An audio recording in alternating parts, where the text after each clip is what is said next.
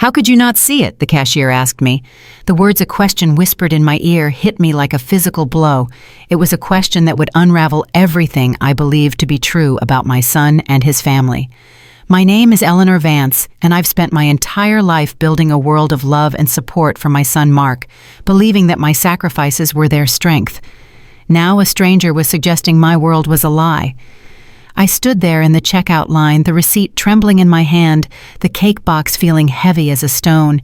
My mind raced, trying to make sense of the cashier's words, his intense eyes holding mine with a look of shared pain. What could he possibly know about my family that I didn't? Was this a misunderstanding, a cruel joke, or something far worse? I left the store through the back entrance, needing fresh air and space to think.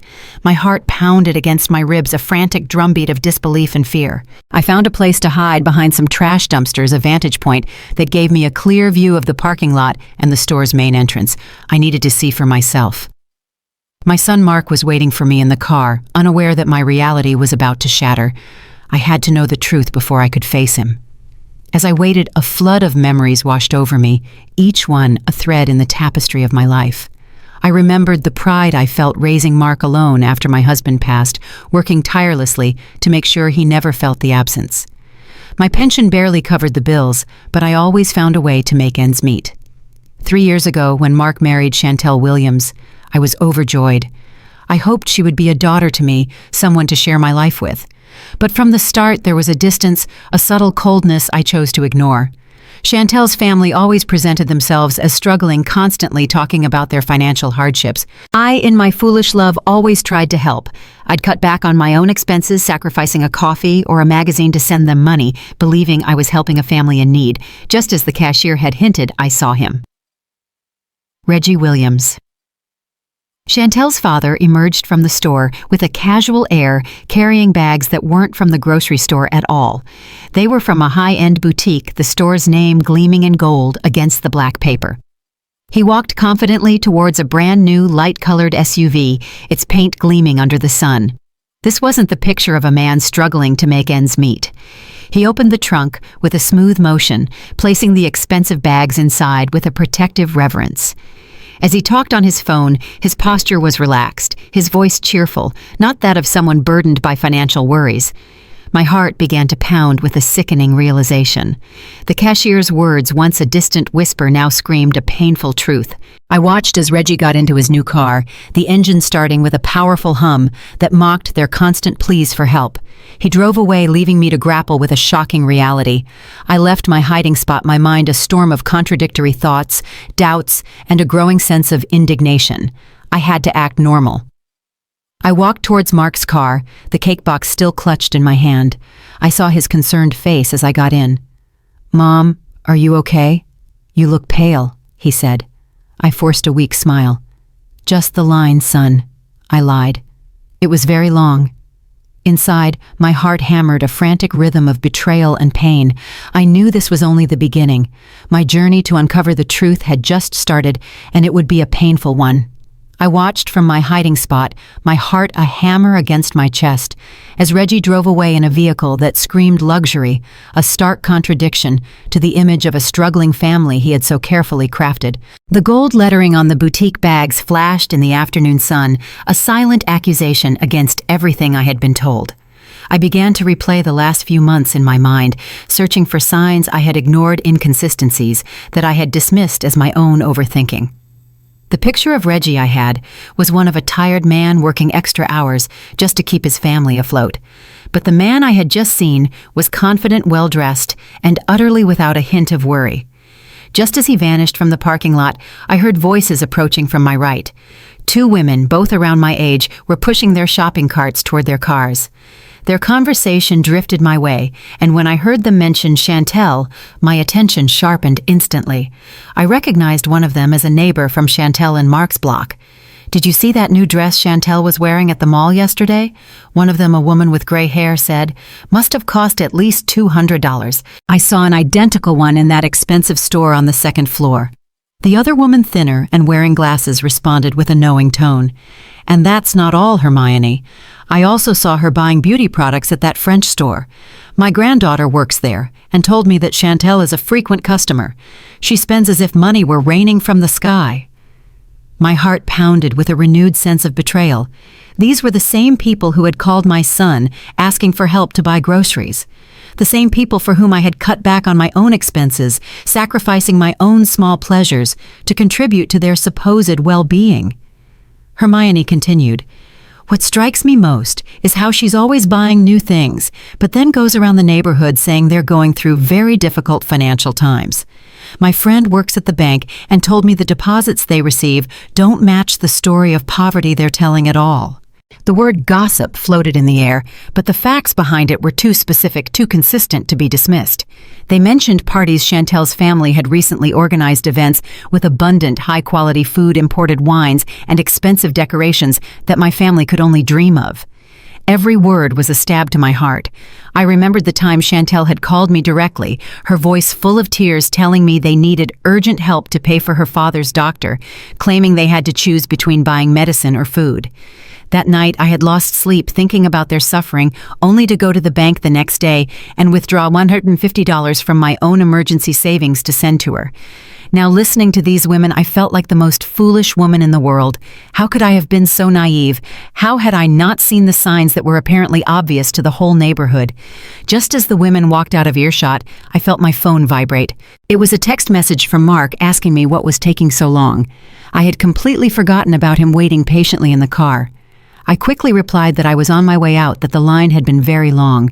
It was a lie, and lying to my own son pained me, but I knew I needed more time to process everything. I couldn't just get back in the car and tell him my suspicions without more concrete evidence. I watched as Reggie's car, the symbol of their deceit, smoothly pulled out of the parking lot, a tranquil departure that stood in stark contrast to the financial desperation they had so convincingly portrayed. I took a deep breath, steeling myself for the difficult road ahead.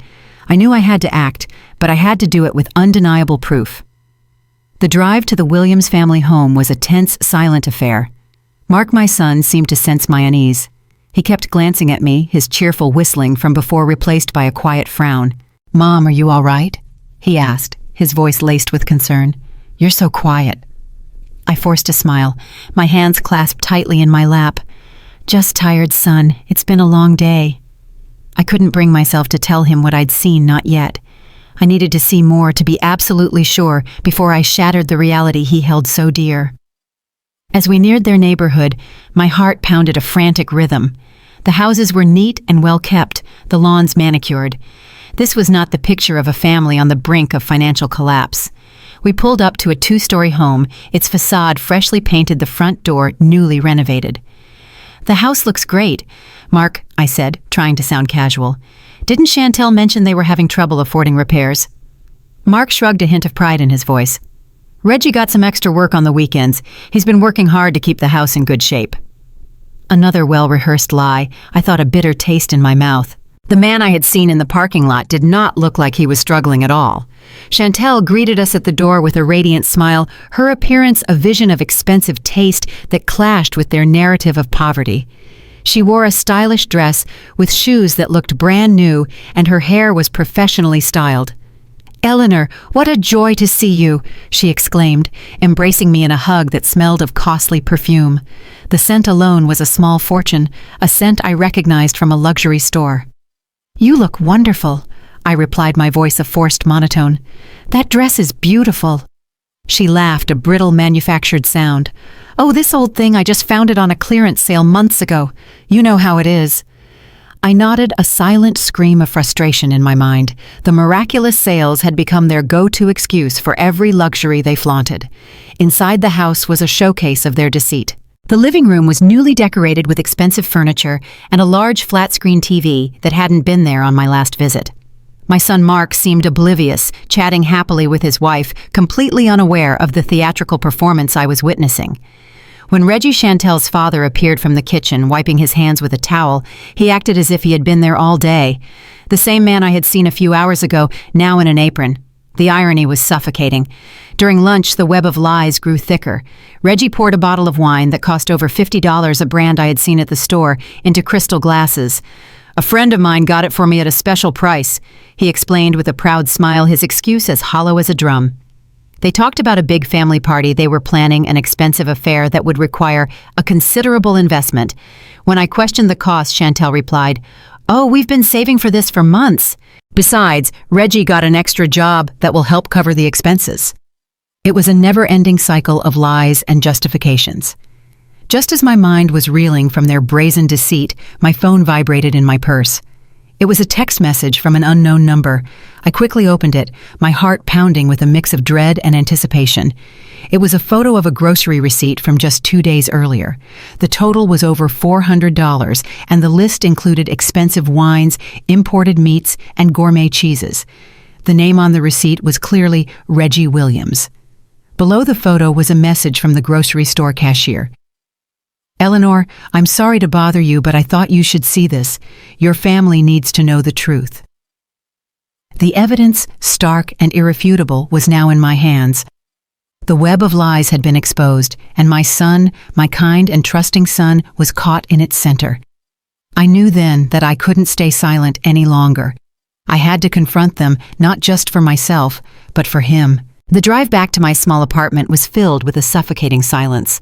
Mark was quiet, his earlier cheerfulness replaced by a deep-seated tension. I knew my words had hit a nerve, but I also knew he was still trying to rationalize the situation, to find a way to make it all fit within the narrative of his loving, grateful in-laws. It was as if he was battling my truth with the lies he had believed for so long. I felt a wave of sadness wash over me. This wasn't just about money, it was about protecting my son from a family that had turned manipulation into a lifestyle. I decided then that I couldn't sugarcoat the truth.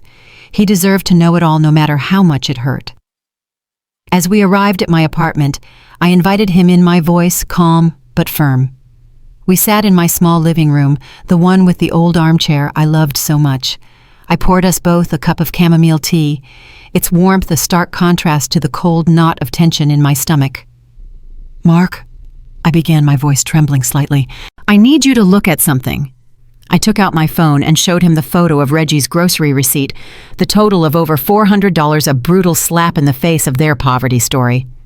Mark's eyes widened as he stared at the screen, his face a mix of confusion and disbelief. "Mom, where did you get this?" he asked, his voice barely a whisper. "And how do you know it's real?" I explained my encounter with the cashier, the conversations I had overheard from the neighbors, and all the inconsistencies I had noticed during our visit. I spoke slowly and carefully, presenting each piece of evidence like a lawyer building a case. "Mark," I said, "that receipt is from 2 days ago. 2 days ago, Chantel called you asking for help with groceries because they couldn't afford food." The realization began to sink in. Mark's eyes darted from my face to the phone, a visible battle playing out in his mind as he tried to reconcile what he was seeing with what he had believed. "But there has to be an explanation," he insisted, though his voice lacked conviction. "Maybe Reggie had a good month at work, or maybe they received some money from another source." His words were a desperate attempt to cling to the fragile reality they had built for him. "Son," I replied gently, "these luxury purchases were made on the same days Chantel was calling you crying about needing help for basic expenses. Don't you think that's too much of a coincidence?" Mark stood up, pacing my small living room, his mind clearly racing as he replayed past conversations, broken promises, and the small inconsistencies he had probably ignored for years. "But why would they do this?" he finally asked, his voice filled with a defeated pain. "Why would Chantel lie to me about something so important? Because it worked, Mark." I said, my heart aching for him. "Because for them, you were a reliable source of income to maintain a lifestyle they couldn't afford." Tears began to well in his eyes, and I knew in that moment that the man I had raised was finally seeing the truth. "How much money have I given them in total?" he asked, his voice trembling with a raw pain that shattered my heart. I had reached the moment of complete truth. "According to what you've told me over the past few months," I said softly, "probably more than $5,000, and that's not even counting the money I've given them myself." The number hit him like a physical blow. $5,000 represented months of extra work of personal sacrifices, all for people who had been systematically deceiving him. "I need to talk to Chantel," he said, finally, a newfound determination in his voice. "I need to confront her with this information." I nodded, a feeling of both relief and dread settling in my heart. The truth had been revealed, but now came the most difficult part, facing the consequences of a lie so deeply ingrained in his life. The truth hit Mark with the force of a physical blow, a devastating one that left him speechless. For years he had believed he was a good husband and a good son-in-law, helping a family in need. Now he saw the painful reality: he had been a victim of a calculated, cruel deception. The financial documents I had shown him were irrefutable proof, and the inconsistencies in Chantel and Reggie's stories, once brushed aside as harmless quirks, now screamed with a sinister meaning. "I need to talk to Chantel," he said, his voice trembling with a mixture of anger and betrayal. "I need to confront her with this information and hear her explanation." I nodded, knowing that this confrontation would be the end of his marriage, but also the beginning of his freedom. That night, Mark went home with a new resolve. He had to know the full extent of the lies before confronting Chantel. He told me later that he went to their bedroom and, for the first time in their marriage, looked through her things. What he found left him completely speechless. He discovered several shopping bags from expensive stores hidden in the closet, along with jewelry he had never seen Chantel wear. But the most damning piece of evidence was a small notebook in her purse. In it, Chantel had meticulously documented every lie, every fabricated emergency, and every request for money she had made over the past 2 years. The cold calculation of it all sickened him. He also found notes on how to make him feel guilty and to dismiss his questions if he ever became suspicious. He told me the cold calculation of it all sickened him. These were not innocent mistakes or misunderstandings. It was a systematic manipulation designed to exploit his good nature. When he confronted Chantel, she first tried to deny everything, claiming the purchases were gifts from friends and the notebook was just a way to track expenses. But when he showed her the photos of the grocery receipts I had given him, her story fell apart. She became furious, yelling that my family had never truly accepted her and that I was a meddling mother-in-law trying to destroy their marriage. Her accusations were cruel and painful, but they no longer held any power over me. It was a classic move of a manipulator caught in a lie, trying to turn the situation around and become the victim. Finally, she admitted the truth. She confessed that her family had never been in a financial crisis and that it was all a strategy to take advantage of his generosity. She had even called her father Reggie to get his support, but when Mark told Reggie that he knew everything, Reggie also confessed. He told Mark that they had seen him as a good match for Chantel because he had a stable job and a family that could help them financially, and that it was never personal, just business. The coldness of that admission left Mark speechless. The most shocking part of the night, Mark said, was when Chantel got angry at her father, not for the lies, but for ruining the plan by confessing everything. That was when Mark knew for certain that his marriage was over. He had loved a woman who saw him as a bank account, and he couldn't live with that reality anymore. He had decided that their marriage was over, and he was going to start divorce proceedings the next day. He made it clear that they would never receive another dime from our family. He thanked me for having the courage to show him the truth, for saving him from years more of being used and manipulated. My heart ached for him, but I knew that in the long run, this truth would set him free. The notebook was a dagger to Mark's heart, a wound of betrayal he never knew existed. Each page, filled with Chantel's neat handwriting, meticulously documented every lie, every fabricated emergency, and every scripted plea for money over the past 2 years. The cold calculation of it all sickened him to his core. This wasn't an impulsive mistake. It was a systematic manipulation designed to exploit his good nature. He found a list of upcoming emergencies that included a fabricated dental surgery for Reggie budgeted at $1,800 and notes on how to make Mark feel guilty if he dared to ask too many questions. He confronted Chantel, holding the notebook and the photos of the luxury store receipts in his trembling hands. At first, she tried to deny everything, her voice laced with the same practiced innocence he had fallen for so many times. "Those are gifts from friends, Mark." The notebook is just for household expenses. You're misinterpreting everything just like your mother wanted you to. She screamed, her mask of a loving wife finally cracking to reveal the panicked manipulator beneath. Her fury quickly turned on me, blaming me for putting ideas in his head and trying to destroy their marriage. The accusations were a desperate final attempt to shift blame, but they no longer held any power. Mark, armed with the undeniable evidence, stood firm. When her denials failed, Chantel's strategy shifted again. With a coldness that chilled Mark to the bone, she finally admitted the truth. She confessed that her family was never in a financial crisis, and that they had simply seen an opportunity to take advantage of his kindness and generosity. The words spoken so casually echoed in the silence of their home, a final brutal confirmation of his betrayal. Mark's mind raced, replaying every time he had worked extra hours, every time he had made a sacrifice, every time he had worried about their supposed struggles, only to realize he was financing a lie. He had been a source of income, not a son-in-law. In a fit of anger, Mark called Reggie, demanding an explanation. Reggie, realizing the game was up, initially tried to cling to their fabricated story, but quickly crumbled when Mark presented him with the truth.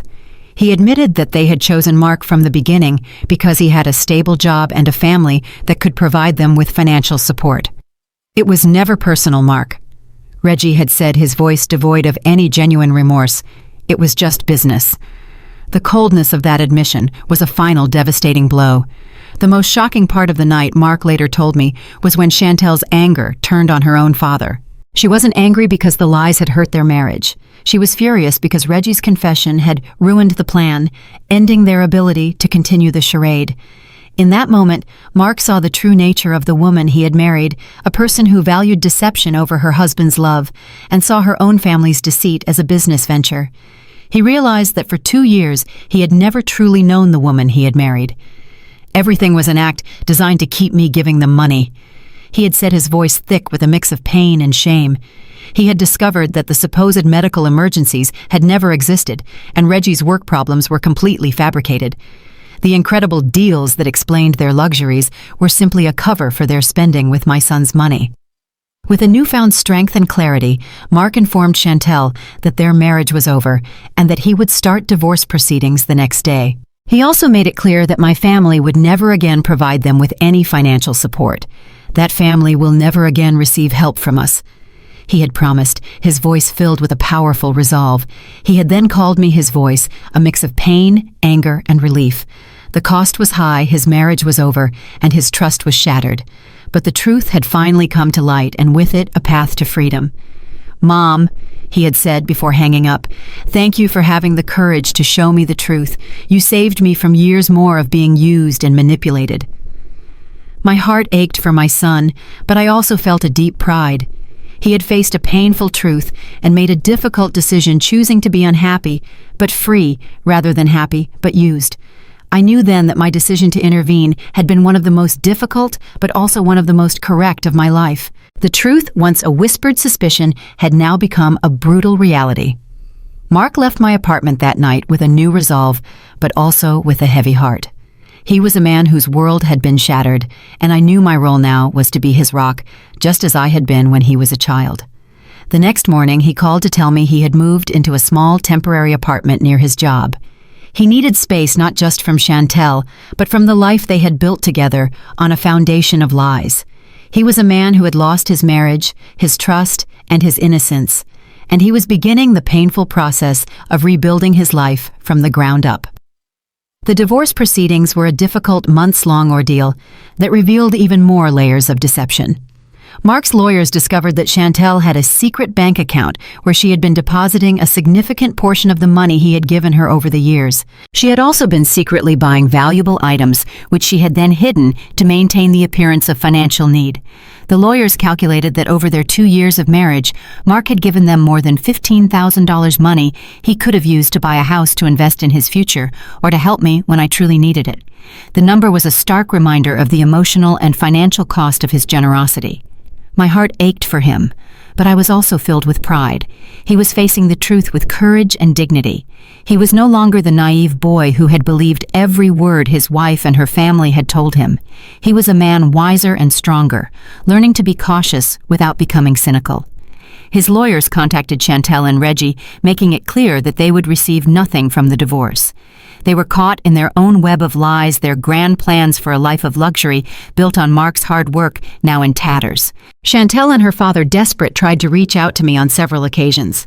Reggie called his pleas sounding desperate, promising they would return all the money and never ask for help again if I would just convince Mark to take them back. But I had learned to see through their manipulations. "Reggie," I told him, my voice firm, "you had 2 years to be honest with my son. You chose lies and deceit. Now you have to live with the consequences." He tried to argue, to appeal to my sense of family, but his words had lost their power. The man who had seen my son as an opportunity now saw me as his last hope, but I had already closed that door. Chantel also made a final, desperate attempt at manipulation. She showed up at my apartment one afternoon, dressed in simple clothes and with no makeup, trying to project an image of vulnerability and repentance. "Eleanor," she said with tears that seemed rehearsed, "I know we made mistakes, but I really loved Mark. It all got out of control, but we never wanted to hurt him." I listened patiently, but her words no longer held any sway over me. "Chantel," I replied calmly, "real love doesn't include systematic lies and calculated manipulation. What you did wasn't love. It was exploitation disguised as love." She continued to try various approaches, from the repentant victim to the desperate wife, but every strategy only confirmed what I already knew about her true nature. Finally, after more than an hour of failed manipulation, she showed her true colors. Her expression changed completely, and she told me coldly, "I always knew you were the problem in this marriage. Mark would have been happy if you hadn't meddled." I simply smiled and replied, "Maybe, but he would have been happy while being deceived and exploited. I prefer him to be unhappy for a while, but free, than happy but used." After that confrontation, I never heard from her or her family again. The peace I had sought for so long was finally mine. The painful and costly divorce proceedings finally came to a close, leaving Mark a free man, but a man deeply scarred by betrayal. The legal battle had revealed the full extent of Chantel's deception, and it was a devastating education in human nature for my son. In the months that followed, Mark moved into a small apartment near his job, a space of his own where he could begin to heal and rebuild. I was there for him every step of the way, offering the unwavering emotional support he needed. Our weekly meals became a ritual of healing, a time for him to talk through his anger, his shame, and his confusion. It was during these conversations that I began to see a remarkable transformation in him. He was no longer the naive, trusting young man he once was. He was becoming wiser, learning to balance his generous nature with a healthy sense of skepticism. He started calling it his verification system. He would tell me, "Mom, I've learned that generosity must be accompanied by wisdom, and trust must be earned and maintained, not given blindly." My heart swelled with pride as I watched him slowly but surely rebuild his confidence. He wasn't becoming cynical, he was becoming more discerning. This new approach served him well when a coworker approached him with a story of a family emergency asking for financial help. Instead of giving the money immediately, as he would have done before Mark asked to see documentation and spoke directly with the hospital the coworker had mentioned, he discovered the story was a complete fabrication, a scam to get money for gambling. He told me, "2 years ago, I would have sent the money without asking a single question. Now I understand that verifying isn't about distrusting. It's about protecting yourself from people who seek to take advantage of the kindness of others." It was a profound lesson, and one he had learned the hard way. For my part, the healing process was also a journey of self-reflection. For months, I wrestled with guilt, wondering if I should have intervened sooner, how much money and heartache we could have saved. But with time and perspective, I came to understand that I acted at the right time. I had waited until I had enough irrefutable evidence that even Mark could not deny, and in doing so, I had not only protected him, but had also empowered him to face the truth himself. The grocery store cashier who had started this entire chain of events became an unexpected but welcome presence in our lives. He and his wife, Marlene, visited us regularly, and we developed a friendship based on mutual respect and honesty. He told me once, "What I admire most about this whole situation is how you handled the truth. Many people would have made a scene, yelled, or sought revenge, but you simply presented the facts and let the truth do its job." His words made me realize a powerful truth myself. Silent dignity is far more powerful than noisy revenge. I never sought to hurt Chantel or her family. I simply stopped allowing them to hurt us. Hermione, the neighbor who had provided me with additional information, also became a close friend. She helped me understand that our experience was not unique, that many families suffer from this kind of financial and emotional manipulation.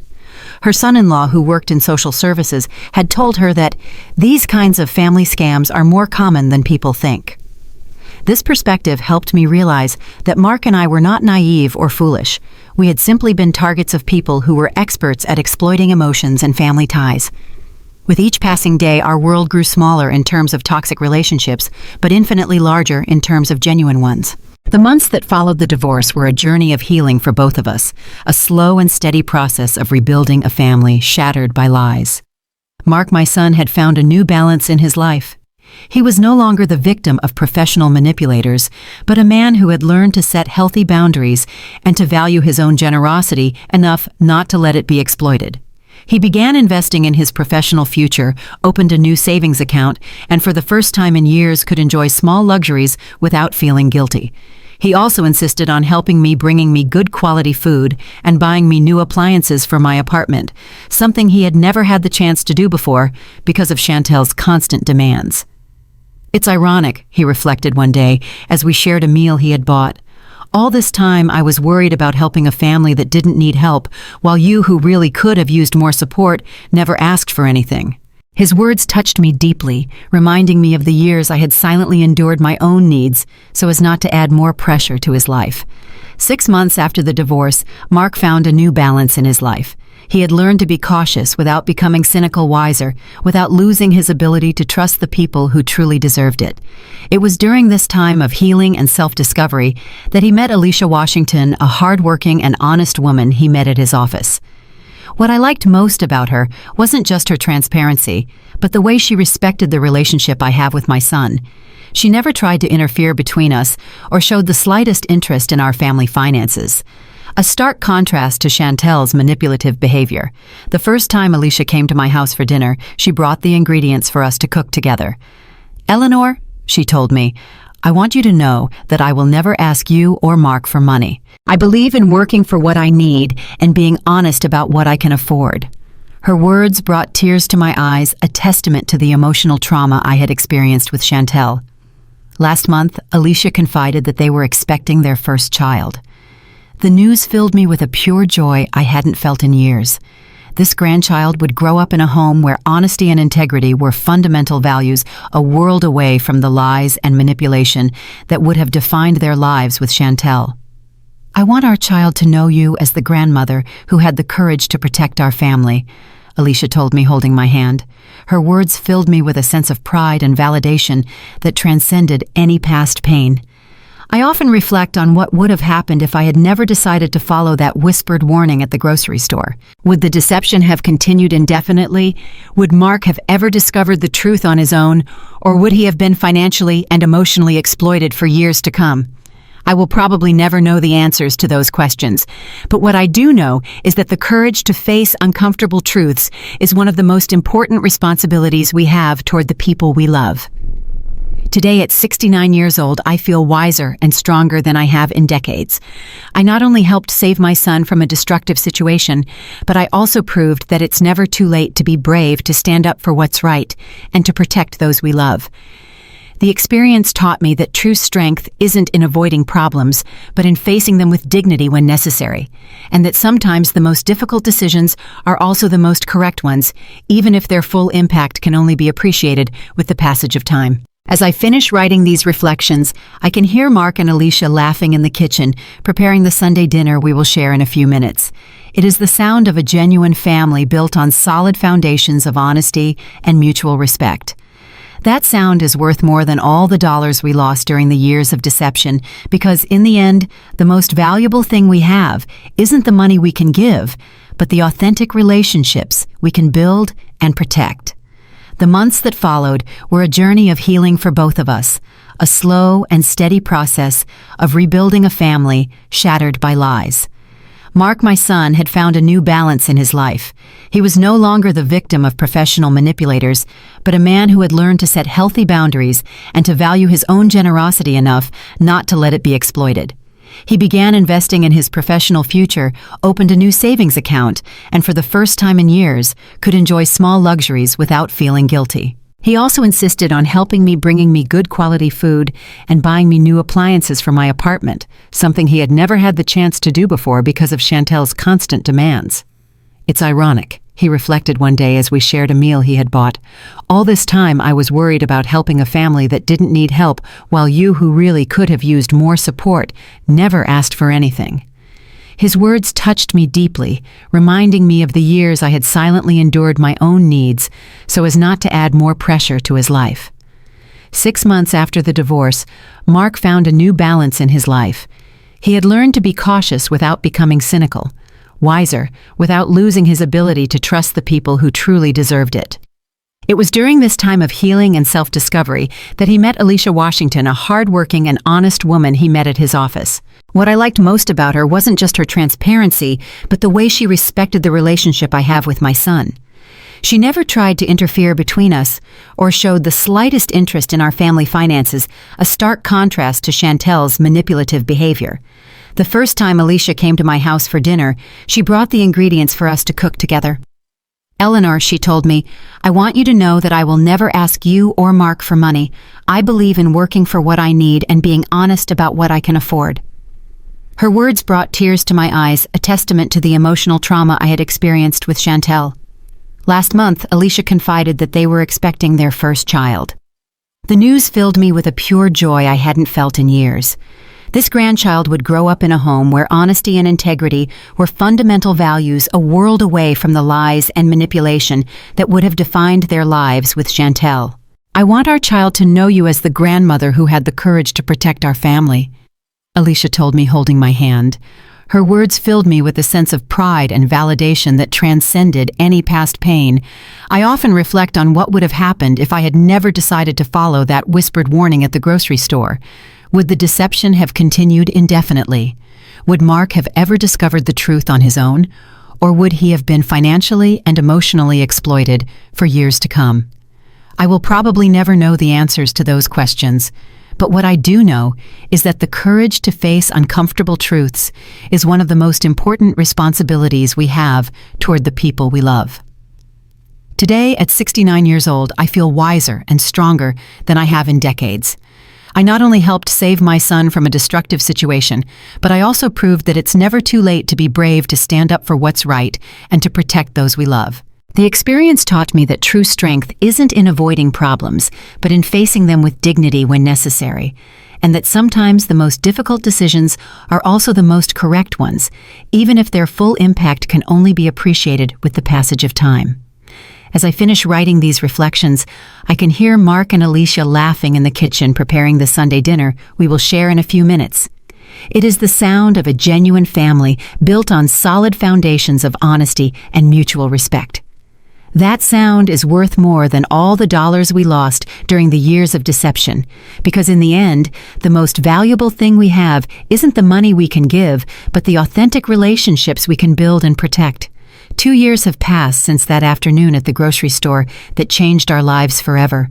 As I write these lines sitting in my favorite armchair with a cup of tea, I can't help but reflect on all the ground we have covered since then. Mark got married again 6 months ago.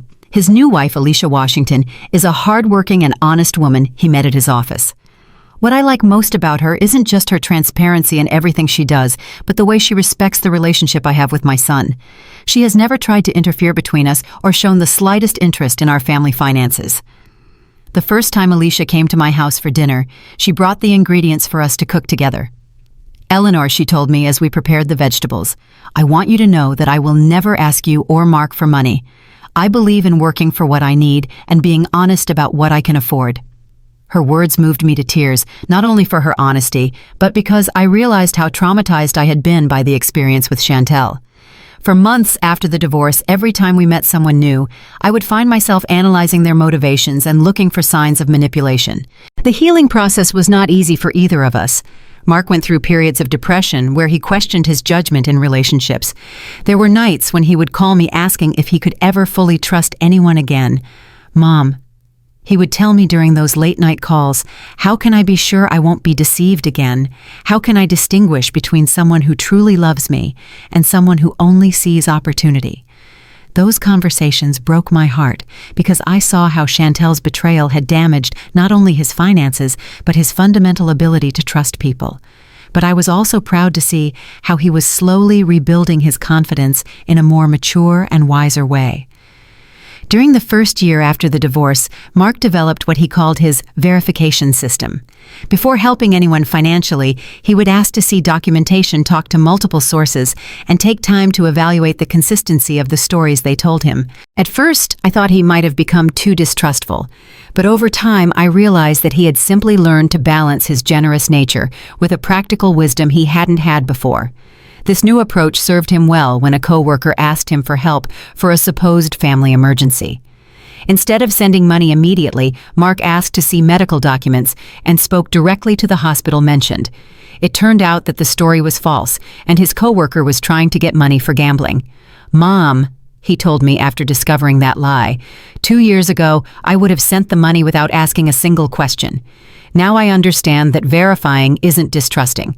It's protecting yourself from people who seek to take advantage of the kindness of others." For my part, I also had to process my own feelings about what had happened. For months, I felt guilty for having waited so long to say something, wondering how much money we could have saved if I had acted sooner. But with time and perspective, I came to understand that I acted at the right time, when I had enough evidence to be convincing the grocery store cashier, who initially alerted me to the situation, became a dear friend to our family. He and his wife Marlene visit us regularly, and we have developed a friendship based on shared values of honesty and mutual support. "You know, Eleanor," Eli told me during one of his visits, "what I admire most about this whole situation is how you handled the truth. Many people would have made a scene, yelled, or sought revenge, but you simply presented the facts and let the truth do its job." His words made me reflect on something important I had learned throughout this process, that silent dignity is more powerful than noisy revenge. I never sought to hurt Chantel or her family. I simply stopped allowing them to hurt us.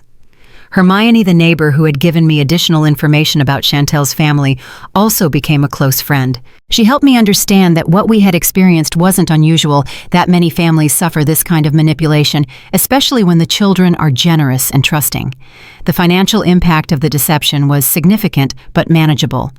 Mark calculated that in total we had lost around $15,000. However, once the flow of money to that family stopped, our financial situation improved dramatically. With the money he no longer had to send monthly, Mark was able to save for a down payment on a small house. He insisted on giving me money to buy some new appliances I needed and began visiting me more frequently, bringing good quality food that we could share without worrying about the cost.